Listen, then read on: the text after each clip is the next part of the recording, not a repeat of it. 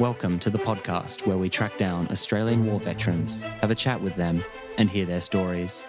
I'm Alex Lloyd, and this is Life on the Line. The single greatest sacrifice I've made is my family. There were a couple of public beheadings. In order to kill, you've got to be a little bit angry. Not psychotic, but just angry. We could look down the Frankfurt and see it on fire. Stuff blowing up everywhere. There will be no surrender. And then they had to fight an enemy in amongst women and children in those buildings. I could never not go back. They were my friends and they felt like family. She did say, "You've changed." A soldier put everything on the line to help one of our blokes. Welcome back to Life on the Line. On occasions like Remembrance Day over the past few years, we as a nation have commemorated the centenary years of World War I. Now, in 2019, we are past those anniversaries. So who should we focus on? What should we commemorate? Of course, this day still has an historical significance signifying the end of the First World War, but that's not the only era of service our thoughts should be confined to. I think now we've reflected heavily on the past, we should look towards the present of our current veterans and their future. In that vein, I've brought back on the podcast 3 previous guests. I did record this conversation in July 2018, and partly due to a large backlog of episodes, it has taken until now to finally be released. But given the sentiment I just expressed about commemoration, I think it's been worth the wait. This is my conversation with 3 Australian veterans about what it means to be a veteran today.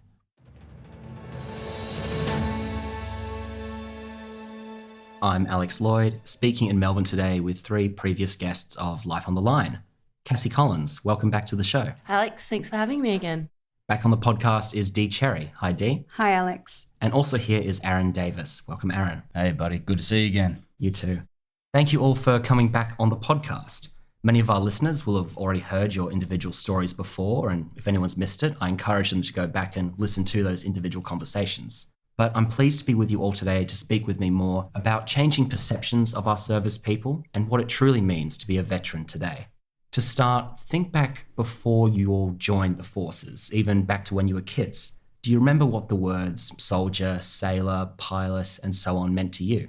I didn't have much to do with the military as a child. I don't remember sort of meeting anyone in uniform, so I don't know what my perception would have been. I guess just a sort of another person in uniform, be it a firefighter, a police officer, paramedic. So I think exposure for me as a child was limited, being from a smaller country town and being brought up on a farm. So it's more on the TV screen, footage of an Anzac Day parade or the latest Hollywood film for you? Yeah, most definitely. It's sort of old World War I, World War II documentaries or movies that parents may have watched, and current news and world events. What about you, Dee? There are 5 generations of military in my family. So when I think of a soldier, I think of specifically somebody in the army. So, my pa, he was a soldier, a Korean War veteran. But then I also had my auntie who was in the Air Force. So I guess from a young age, I was able to differentiate between services, and I was a voracious reader and I loved reading about World War II. So I was also aware of, there were lots of female spies and things like that. So I was a huge fan of Nancy Wake. So I guess I had that in my head, that there was a variety. But when I think of soldier, I always thought like somebody in the army. You've got the absolute heroism of Nancy Wake to look up to. In your own family tree, you have, of course, Percy Cherry, VCMC, who's decorated for bravery on the Western Front, dueling Germans in trenches. And then you have that more immediate role model of your aunt. So you would have had quite a well-rounded perception of military isn't just this slap on a poster ideal. These are flesh and blood human beings. Absolutely. And I knew that my pa was sick from my first recollection, and I knew that had come from the war. So I knew also, I guess, that there were chemicals and things used in certain wars, and, you could have medical issues as a result of your war service. So there was that as well. Aaron, what do you remember about your perceptions of soldiering and military life as a child? Basically, where I grew up, I was surrounded by World War II veterans and Vietnam veterans. My grandmother, her husband was a Ratatobruk, and he died before I was born. He had Creutzfeldt-Jakob disease.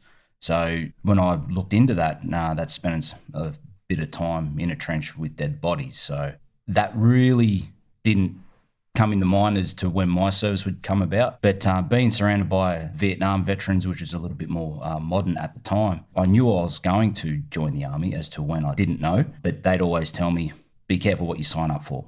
So anytime hearing about soldiers, sailors, airmen, airwomen, I think of those old timers and my conversations to them when I was young. So to be known as a soldier these days, it's a pretty broad spectrum now. Well, given you grew up knowing veterans of World War II, Vietnam, they indeed were veterans at the time you knew them. Did you have a separate concept of what the word veteran meant, or you just looked at them and went, that's it? As a young fella, I saw them as old, as an old person. They fought in the war once upon a time, which was a long time ago. They went to RSLs and they spoke with their mates from the war. And I still feel the same way looking at it now. I'm a veteran now. I'm not old. I don't go to RSLs. So I think the changing definition of a veteran is changing with time. Us younger generation of veterans have picked up the torch and got to keep moving forward with it. We will be old one day.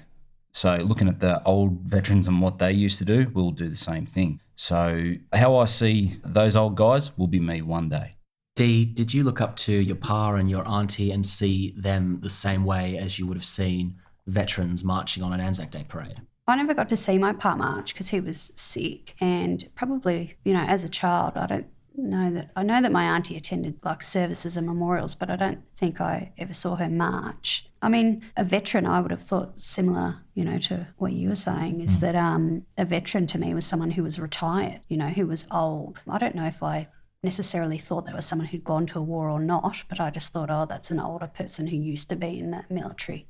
And Cassie, it's just a label for old people for you back when you were young? Yeah, definitely. It's, again, same as Dee. I thought it had to be a retired person who had seen service in World War I and World War II. That was my early days, like 7, 8, 9-year-old Cassie. And then the older I got, I realised there was other wars, not just the two big ones. That, there's the Korean, there's Vietnam and all the others. So I was like, okay, well, that also encapsulates veteran. And then again, the teenage years, and you start being a little bit more aware of your surroundings. You realise veterans now include places like the Middle East, Timor, etc. So I guess veteran for me has grown as I've grown and matured and learnt more about the world. Now I'm a serving veteran. I see that you don't have to be retired, you don't have to be old, and you don't have to have served in World War I or II. So it's evolving for me personally. And I think at a slower rate, it's evolving for Australia as a group. We'll come back to the meaning of that word.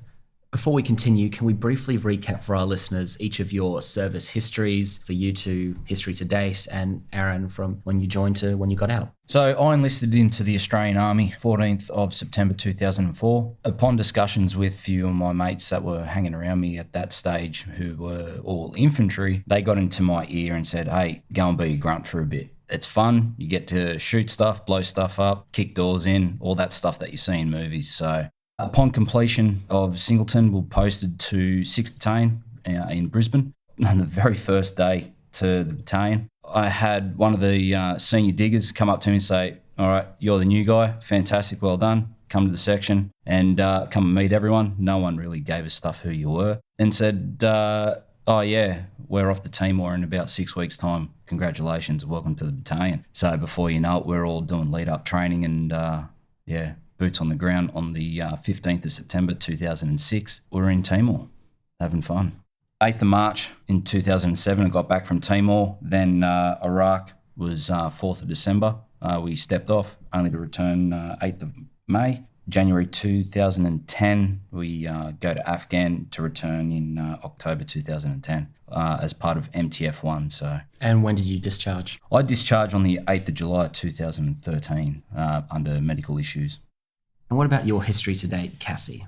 I joined the Air Force 8.5 years ago as an aircraft technician. So went through recruits at Wagga. There was an aircraft technician on a C-17 cargo plane for about 5 years, and then changed over to an officer after that. And now I'm currently serving at RAF Base East Sale as the base OPSO or operations officer, and I'm deploying again at the end of the year.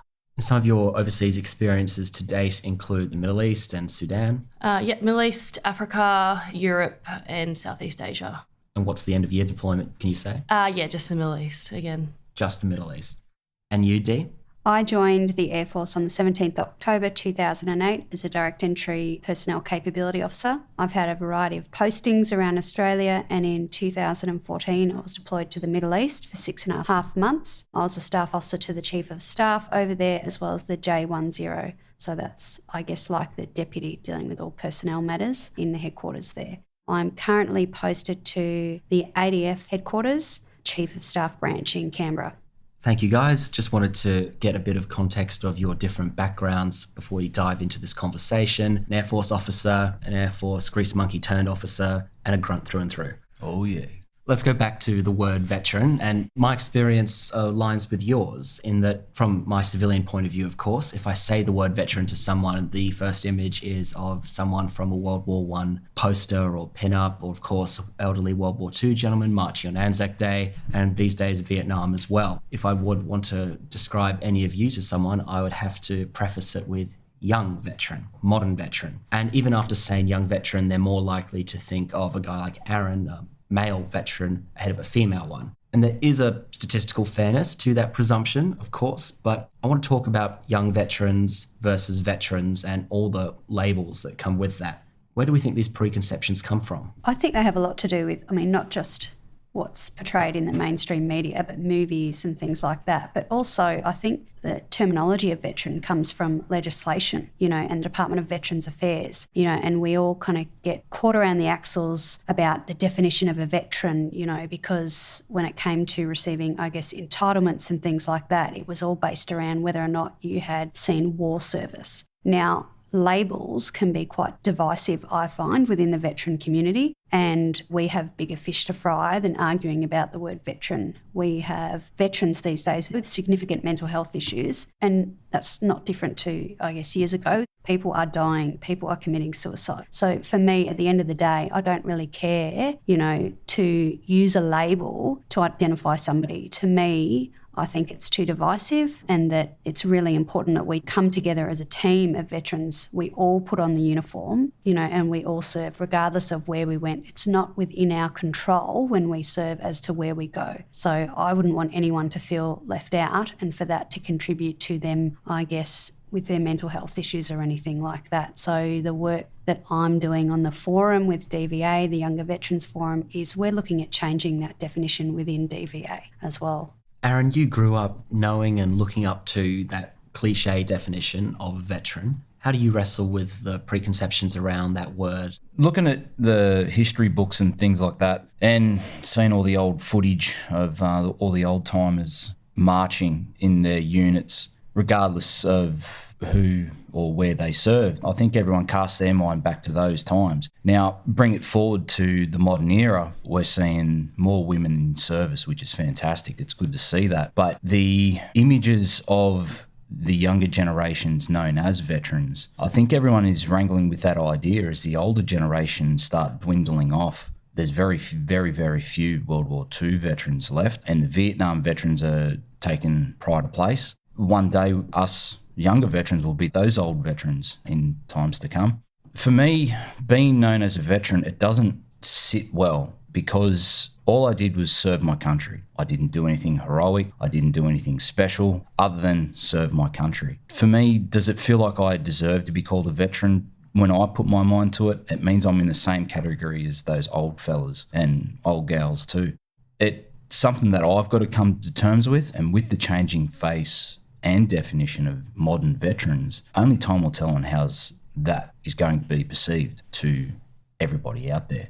How do you look at the label, Cassie? How do you feel about being lumped in that same category? I agree with Aaron with the definition of veteran and how you feel about yourself. When I was first asked to come on this podcast, Life on the Line, and I did research and it was an Australian veterans podcast, I was like, why me? I'm not a veteran. And then by definition, I am, I guess. So it's kind of hard to differentiate between what I perceive as a somewhat of a hero and a veteran, World War II, World War I, someone that was in the trenches who was deployed for years on end, compared to myself who, like yourself, all I do is just sign up, serve my country. I do a job that I quite enjoy doing, and a part of that job sometimes is to deploy. So I think I have a hard time labelling myself as a veteran, and similar to Dee, I don't like labels and definitions. I think that puts people in boxes, whereas there's not enough boxes to put all of us in. We're all different. So yeah, I think the definition definitely, I believe, needs to change. And I think the conversations of the general public in our country needs to change as well, and maybe images that we put out there need to change, whether it be Hollywood flicks, posters,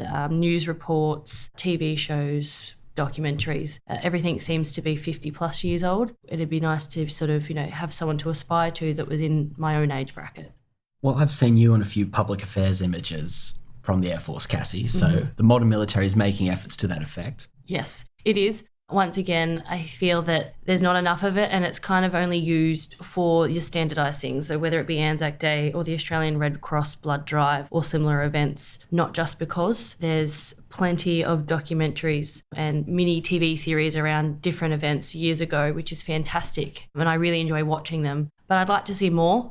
I've never watched anything about Timor. I've never watched anything about any of the Middle East campaigns or areas of operations over there. So I think it'd be kind of nice to see a modern day current or ex-serving something or other portrayed in mainstream television. Yeah, I have to agree. I think, I don't know if either of you remember, but when that photo series was done in the US where they took a photo of like a younger serving person in their uniform in the front of their mirror at home getting ready, and then another photo of them out of their uniform in their everyday get-up, whether they were going out for drinks or dinner or something like that. It's really just to break down those barriers and those myths. Imagine if they took something like that and they did a bit of a documentary where they followed, say, somebody like Cassie or somebody else, that's a younger veteran, where they showed them in their workplace in their full uniform or doing something that was really military, for, I guess, the community to see. And then they showed them in their everyday life, like picking their kids up from school or something like that. I would watch a documentary like that. I would think, oh, that'd be really interesting, because we all have a life and an identity outside of the ADF, and I think that would go towards helping, I guess, the public see, that there is a different version of what people think a veteran is.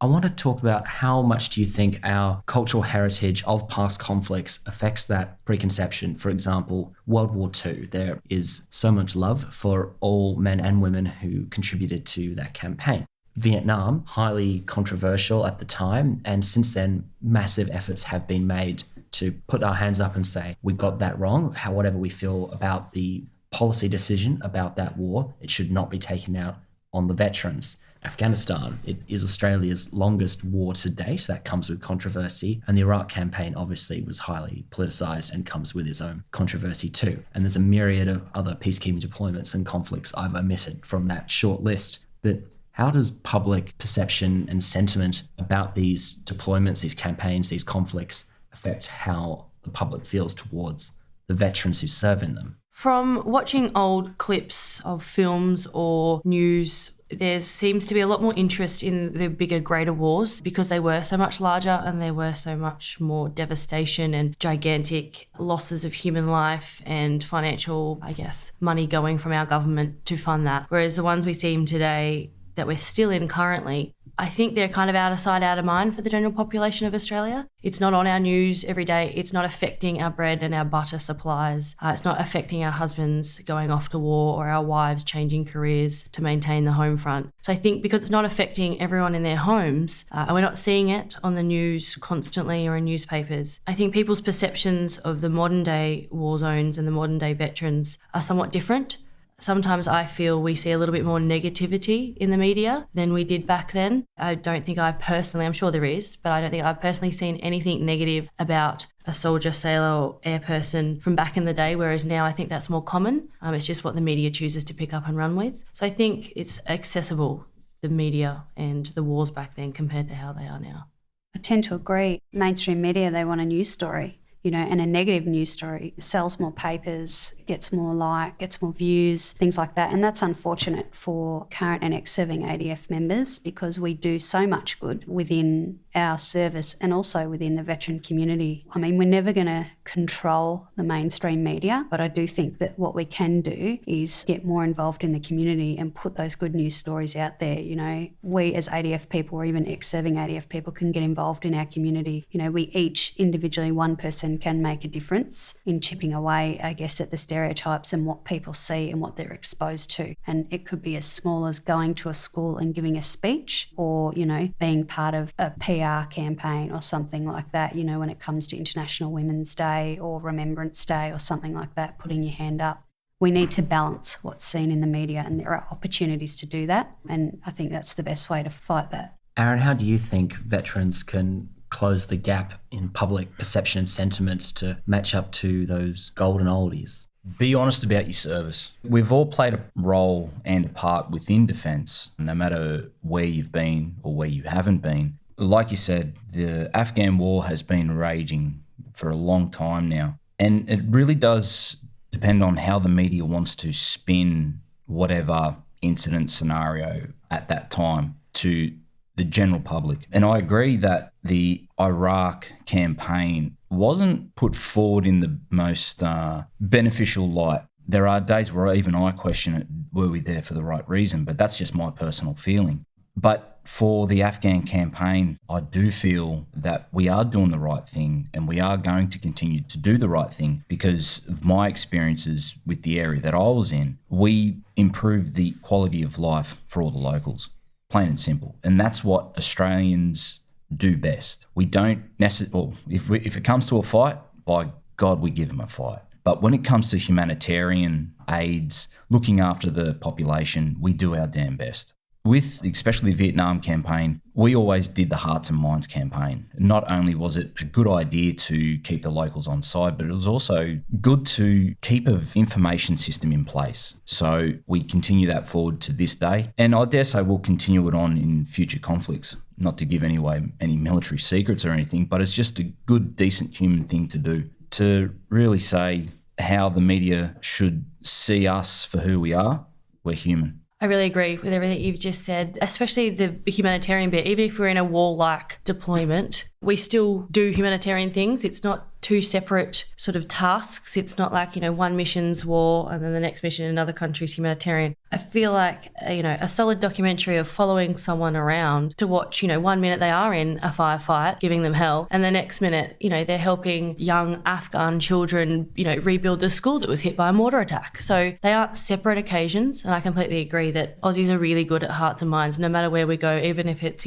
assisting Japan with a natural disaster or in the Middle East. Either way, we're still looking after the people is really our number one. And there's probably not enough of that, shown within the media. So all these good things that these ADF members are doing while we're over there, you don't see it, and that's really unfortunate. It's not just overseas, but also home side, helping the Aboriginal communities in the remote areas. I know engineering corps, they spend 6 months out there helping Aboriginal communities, and that's part of their role. You don't hear about that. No. It's a bit unfortunate. It's always we're on the war front and you see the EOD guys doing their thing. Yeah, that's their job. But what about the rest of the guys, the electricians, the plumbers, chippies, all those types of guys? Most Australians don't even know they exist in uniform. What? They don't exist? Huh? Pardon? You're not just a soldier or a pilot? They're in camps? How come I don't see them? Well, that's their job. They're not to be seen. Yeah. But everyone in the Air Force is a pilot, right? 100%. Absolutely.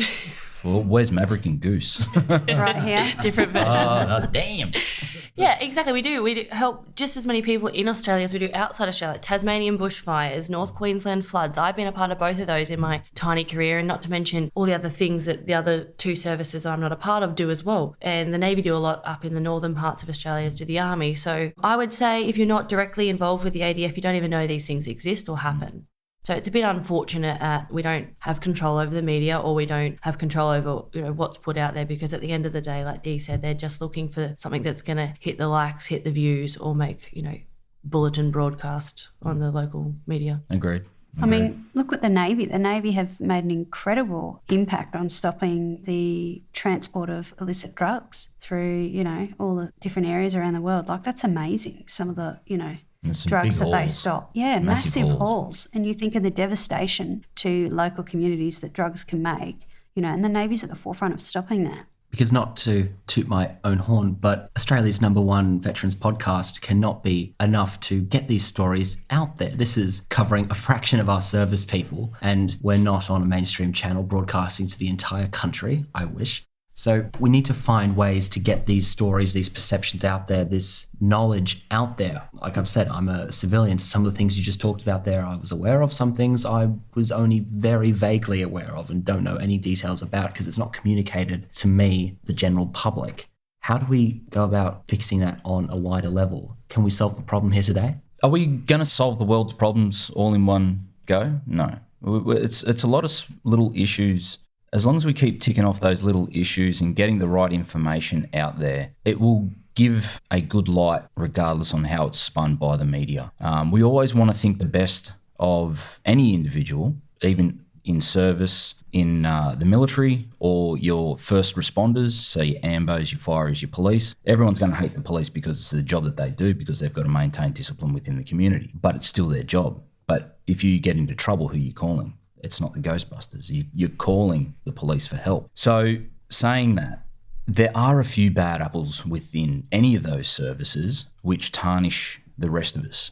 As long as the rest of us are towing the line and providing that good foot forward, I think at the end of the day, it will be fine. We've just got to go through those rough times, especially in some of these negative issues that are coming out through the media. How they get a hold of that information, I'm quite dubious.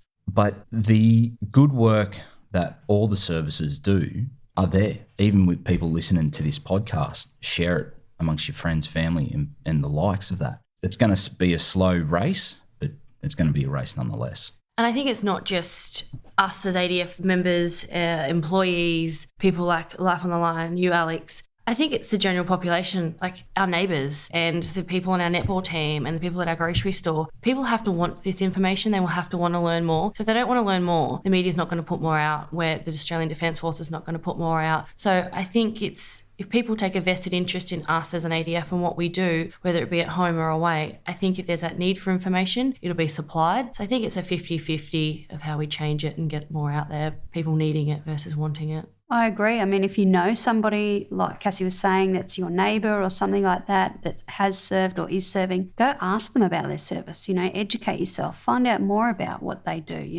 what's happening in the ADF at the time. Go along to a Remembrance Day ceremony or Anzac Day march. Go to your local RSL and see if they're doing a commemoration service. Because that's an opportunity to, I guess, mingle with current and ex-serving ADF people, and they'll be more than happy, to explain what's going on and what their service was like Just and something like one that. you on that one, Dee. An RSL is not the poker machines and it's not the front desk, it's the sub-branch. Go and talk to the sub-branch members. If you don't know what a sub-branch is, it's a small group within the RSL that helps veterans with their advocacy services and DVA claims and whatnot. Ask them what they need help with, not do you need more poker machines or anything like that. Because once upon a time, the RSL wasn't about that. It was there for the veterans, for all services. So hopefully one day we'll see the RSL come back to its former glory. I think some of my best Anzac Day moments or memories from the last 8 years of Anzac Days I've been in uniform or before that are the chats I've had at the RSLs. Oh, yeah. It's not the poker machines, it's not the drinking. Sometimes it's the two-up. No, the two-up. But it's the chats. It's always the two-up. It's always a two-up. Two-up closely followed by the chats. Like chatting to someone you wouldn't usually stop at your local supermarket and talk to. You end up laughing about inappropriate things, trading stories and learning about stuff you didn't even know existed. Well, I think it opens up the conversation with the older and younger generation. I am with the Veterans MC and I ride quite frequently with them. I see them every Friday. And we've got a lot of Vietnam vets within them. I love chatting to those old fellas because it's the exact same story, just a different timeline. They say one thing, I go, oh, hang on, I've got one for you. It just happened on this day or this year. And he goes, okay, cool. It's the same old crap, just a different year. I think the two of you, Dee and Cassie, walking down the street on an Anzac Day or Remembrance Day might also have that extra level of engaging with the public and educating them. I mean, Cassie, in our one-on-one conversation, you mentioned, on the occasions you have been in a public space in uniform, you do get the double takes or even a confused look as you walk down in uniform. Have you experienced that, Dee? Yeah, absolutely. And, I take any opportunity I can to educate people or chat to people. So, I do a lot of public affairs work and things like that, and I'll attend a lot of events. So a lot of those were in Melbourne, in the city. It's a pretty bustling city, and I might have a child point or something. I'll take that opportunity to go over to that child and say hello, and then they'll have a question or something like that, and I'm quite happy to spend any amount of time chatting to them. But yeah, you do get the looks, things like that. Sometimes you get negative comments. I'd say more often than not, it's like on Anzac Day when it comes to medallic recognition. Are those meant to be on the right side of your chest? Yeah, It's my favourite one. Yeah. So without fail, nearly every year, most females would experience something like that, being questioned about their medals and whether or not they're their medals or they're medals of a relative. But in saying that, so do young men. So, it does happen predominantly more to females. But yeah, young guys might get the same comment as well, because we just are not the stereotypical, look of what somebody perceives a veteran to be. And I just take that as an opportunity to educate that person and say, well, actually, they're my medals, and here's what they relate to. Yeah, I agree with you completely on that one, Dee. Last year's Anzac Day, I got challenged at my local dawn service. I got asked, are you sure that they're yours? And I said, well, I think 10 years. I think they're mine. I think I've deserved them. What have you done? I had to step it back just a fraction before I let rip onto this guy who knew enough to get into trouble, but not enough to get out of trouble. He started a line of questioning and Was this a civilian or Yes, this is a civilian. The way he was asking these questions, because I had my daughter with me, I had to play nicely. Any other circumstance, I might have berated him just a little bit, because it's not the day to start asking those types of questions. If you're wondering what those types of questions are, is what Dee just covered off on. Are you sure that they're yours? Shouldn't they be on the other side of your chest? That type of attitude. Ask the question. Thank you for your service. Tell me about your medals. Exactly. Make no assumptions. That's the first thing I say is just don't assume anything. If you're unsure, just ask a question. Nobody will get offended. Just instead of saying, are they your medals, just say, can you tell me about the medals? And then somebody will tell you, these are mine or these ones are my relatives. So just for our listeners, if they're your medals, you wear them on your left side closest to your heart. Medals worn on the right side are those of a relative. You can only wear them on the left if they're your own. Yeah, completely agree. And at times, Anzac Day can bring the worst and the best out of people, but you do get the chance to see a lot of imposters, and they stand out like sore thumbs, especially amongst the veteran community. Some things just don't make sense in a medal rack. You can smell it. Oh, yeah. You can also Google it. Yep. So before confronting someone, maybe get your facts straight. Yeah. And then, like Dee was saying, ask questions, not accusations. Yeah. You don't want to be looking like the fool on the day. It's embarrassing and it's disrespectful. It's very disrespectful. Just thank the person for their service. 99% of people will not be fraudulently wearing medals. If they're wearing them on their left side, they're their own. And, and there might be a lot of emotion, pride, sadness behind those medals, so coming towards somebody with an accusatory tone, you don't know what Anzac Day brings up for that person. So, you wouldn't want to have a negative effect on them. So I think just ask them about the medals, thank them for their service. That's the first thing that comes out of every American civilian's mouth is thank you for your service. What do you do? Where have you been? Whereas here in Australia, I find it almost the opposite. I never expect any sort of recognition. I never enlisted for the recognition, but with the Americans, and I still keep in contact with my American mates, and the first things that come out of their mouth is thank you for your service. I say, hey, dude, you don't need to say that every time. No, it doesn't matter.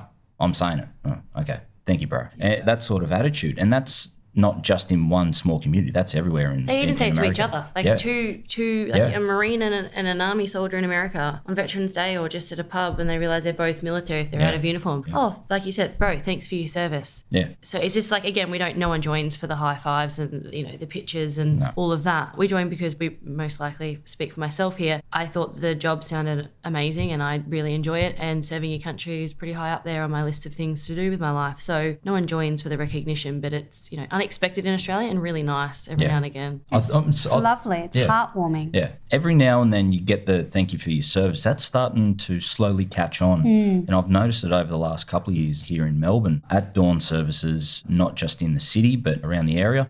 I get some random people come up to me and say, can I get a photo with you? And I'm just like, I don't like photos, but sure, just for this day, I will. I'm dressed up in a suit with all my medals, my beret on and looking the part. To be told thank you for your service, and I'm still a little bit uncomfortable about it, but all you got to say is thank you. Yeah. Appreciate it and move on. I've had to come up with the stock standard answer for that. And that's my answer. Thank you. Much appreciated. Have a good day. It is, you're right. It is. It's humbling, but it's also a little bit awkward because we're just doing our job, right? So when someone thanks you, you kind of don't feel like you deserve it, but you kind of do if you stop back and you see, like, I think you deserve it, but you probably don't think you do. And same thing with yourself, Dee, and me. You guys probably think I deserve it and I think I don't. So it is. The gracious thing is to say thank you. How's your day going? Or, you know, where do you live? And this is your first dawn service or wherever It's an early you are. start, isn't it? Ho, ho, ho. Yeah, and just chat and break down the barriers like we were saying earlier with neighbours or, you know, you going to school groups. I feel like we're in our own little bubble, whether we're currently serving or ex-serving. Everyone just sort of sees us as this mythical, magical creature. You don't have to engage with a community. You are that community. You shop at those stores. Your kids go to those schools. Sometimes you're lucky enough to be posted to your hometown or state or location. So I think just having everyone just see us as a normal person is a bit of a weird job, is how I'd like to see it eventually, not just standing in the corner being stared at on Anzac Day beside the pokies. Yeah, no. Dee, you brought up earlier about veteran suicide, and veteran suicide is a huge issue these days. I have seen statistics. I don't want to quote them in fear I'm wrong or outdated because I've not verified them myself, but I know they are massive, as is we have a massive proportion of homelessness around the country are homeless veterans. What kind of effect do you think these presumptions and misconceptions about the work currently and recently serving ADF members is contributing to that? I think that, like we talked about before, labelling people, putting people in boxes, focusing on the word of a veteran, things like that, it's destructive. If somebody, you know, is struggling mentally, you know, that affects their self-esteem, their self-confidence. To then have to go online and listen to people debate the term veteran who aren't even in the ADF, and then especially people who are in the ADF, people can be copying it from all sides. That just erodes at someone's sense of self and their self-confidence, and it is counterproductive, it's unhealthy. So I think that these definitions and these terms of veterans, they're not important. What's important is that we all put on a uniform at the end of the day. We all signed on that dotted line, not knowing at that point in time where we would go, where our career would take us, whether we would be deployed, whether or not that deployment would be war service, whether it would be peacekeeping, what we might experience on that deployment. We didn't know, but we all signed up. We're all one team. And I think that's what people need to remember. And we're not helping our mates when we are entering into these debates and making negative comments this way. And I should clarify, it's not always just the civilian population that might be unintentionally contributing towards these misunderstandings or presumptions around this terminology. Have you always felt supported by other veterans? From my point of view, similar to what Dee was saying about it, I think that people are different. We've had different backgrounds, different levels of resilience. Things affect people differently. It's similar to a taste bud. What's spicy to me might not be spicy to you. What affects your mental health might not affect mine, or it might affect mine tenfold. So I think we've got to be mindful of, including myself, everyone is different. Everyone is affected by different things, and we need to support each other. We're all one team. It shouldn't be a competition. And I think we are our own worst critic and each other's worst critic, when I say ours in the ADF family. So I think we need to support each other more and not be critical of each other's stories, each other's service, who's done more, who's done less, where and when and for how long. At times we can be our own worst enemy when it comes to mental health and PTSD and deployments. But I think we have also the tools to be the best assistance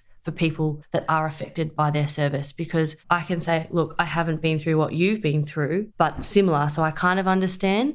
So I think from the inside you can provide more help than you know you can. What do you think, Aaron?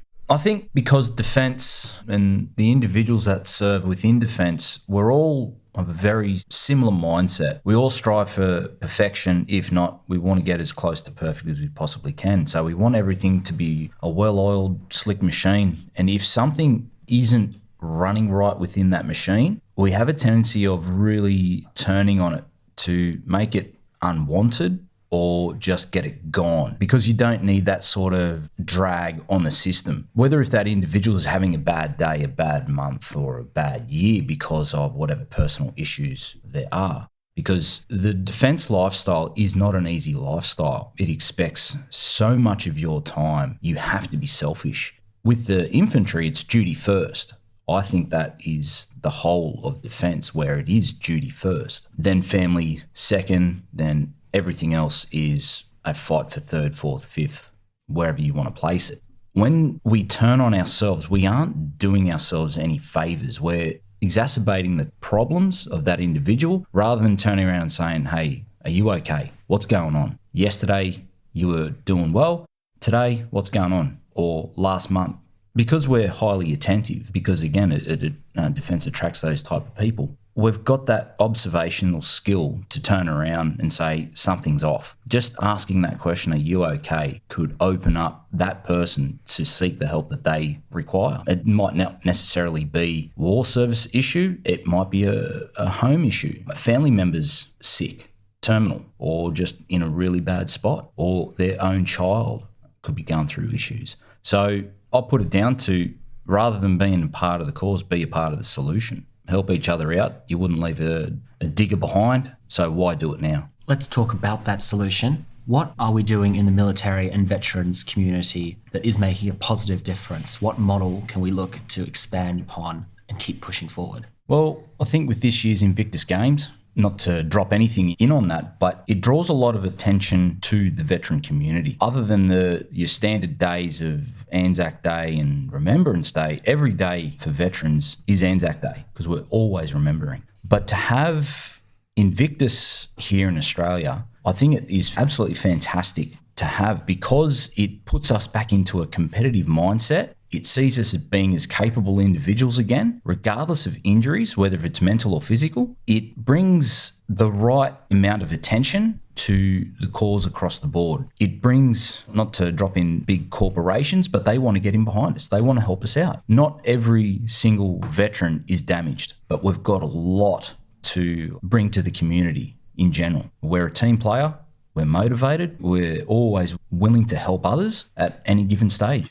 Young veterans are a bunch of team players, Dee. Yeah, absolutely. So Young Veterans is an ex-service organisation, one of many within the veterans space. And I guess by virtue of its name, it focuses on young veterans. So that's veterans of the post-1991 conflicts. And they're really focused on doing community-based activities. So they don't have like a paid personnel structure or anything like that. It's about veterans getting involved within the organisation itself and setting up what they want to do for other veterans. So there'll be a chapter in each area around Australia, and like, for example, Sunshine Coast young veterans might decide that they want to do yoga every Thursday or something like that. So that's what they go and set about doing. They utilise social media to really advertise all the events they do. And it's about getting involved in activities that are both healthy for mind and body. What do you think, Cassie? I think the Young Veterans Associations, clubs, get-togethers is absolutely fantastic. I love being around people. I'm a people person. I'm an extrovert. So when I do get out one day, I definitely would be something that I would use because the family feeling you feel when you're in the service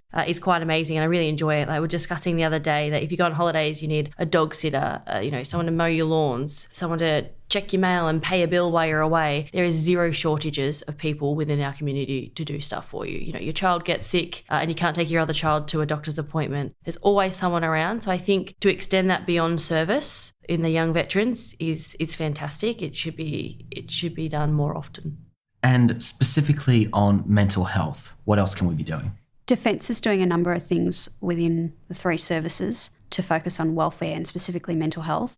I think one of the biggest things is acknowledging past behaviour within Defence and trying to improve that. So there is a number of cultural reform programs that are occurring. Pathways to Change is the overall Defence cultural reform program. And then each service has a specific cultural reform program that they're doing. Now that's just one thing. A greater focus on welfare, on mental health, number of different programs that we can train veterans in to spot signs of suicide in a fellow ADF member and things like that. All these things are really important, and Defence has got a specific focus on these things. But not just within Defence, the Australian government is also supporting a number of initiatives, and they're starting to put a number of programs in place to try and combat the issues that veterans face on transition, which often can lead to or exacerbate mental health issues for veterans. So I attended the Prime Minister's Veterans Employment Awards. It was the first awards ceremony that I attended that in Canberra. This is a wonderful initiative that the government has set up, and they're partnering with a number of organisations, including state governments, but also private organisations. Some of the top companies within Australia are partnering. And what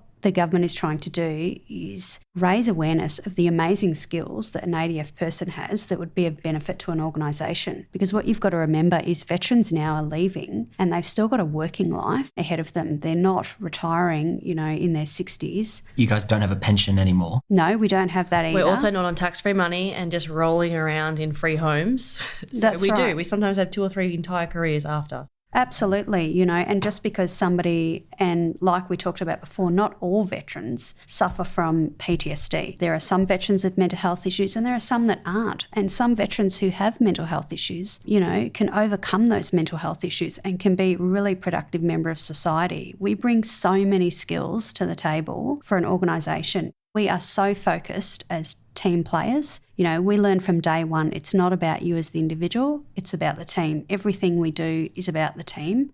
That's an amazing attribute for any organisation. So having something such as the Veteran Employment Awards, it puts a positive focus on veterans that have left the service and done some really amazing things within organisations and been nominated by their employers. And it also shines the light on employers that are committed to helping employ veterans within their organisations. So the more focus on something like that, the more veterans realise, okay, well, this is a potential path for me outside of the ADF. I would feel safe going to this organisation because I know that they have policies or procedures in place that support ex-serving ADF members and that they are appreciative of my service and the skills that I bring to the table. Cassie, Dee and Aaron, it's always a pleasure and I'm delighted to have got you all back on Life on the Line to talk about these topics. Thank you again for your service and for your time. Thanks, Alex. Thank you, Alex. Thank you very much.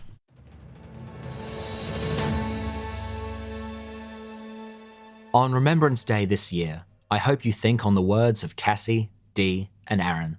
May we remember and thank all our veterans, from those long departed to those more recently out of or still in a uniform. Share this podcast to spread the message. Tell a friend, post it on your social media, or email a link to our website, www.lifeonthelinepodcast.com. Discover these 3 guests' stories of service if you haven't heard them before. You can find Cassie Collins in Season 2 and Dee Cherry and Aaron Davis in Season 3. And for more on today's topics, listen to the 2 panel episodes from last year titled Returning Home and Life After Service. Find this podcast on Instagram at Life on the Line Podcast, on Twitter at LOTL Pod, and on Facebook at Life on the Line Podcast.